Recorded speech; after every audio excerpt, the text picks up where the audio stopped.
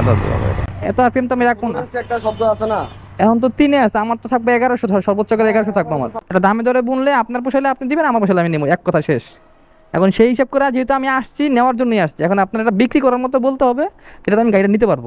এরপরে আমি এই গাড়িটা ভালো করে আমার মতো করে আমি সব কিছু যাচাই করলাম, চেক দিলাম A to Z। আরও অনেক কিছু খুঁটিনাটি বিষয় ভালো করে দেখলাম, যেহেতু এই গাড়িটা আপনার অন টেস্ট, সো কাগজপাতি নিয়ে ঝামেলা নেই। কিন্তু এই শোরুম দিয়ে গাড়ি কিনতে হলে ওনাদের থেকেই গাড়ির কাগজের কাজ করে নিতে হবে বাধ্যতামূলক, একদম ফাইল ট্রান্সফার থেকে শুরু করে আমাদের মালিকের নামে গাড়িটা বুঝিয়ে দিবে। এই কাজ করাতে আরও 20,000 টাকা খরচ পড়বে। এই গাড়িটার দাম চাওয়া হয়েছিল 1,75,000 টাকা ফিক্সড। পরে আমার যে সাবস্ক্রাইবার ভাই ছিল সাথে, যে আসলে গাড়িটার মালিক, সেই ভাই 1,75,000 টাকা জেনেই গাড়িটা কিনতে আসে। দেন আমি গাড়িটা দেখা বুঝা শুইনা আমি এই গাড়িটার দাম 1,60,000 টাকা বলি, কিন্তু এই দামে ওনারা আমাকে এই গাড়িটা দিবে না।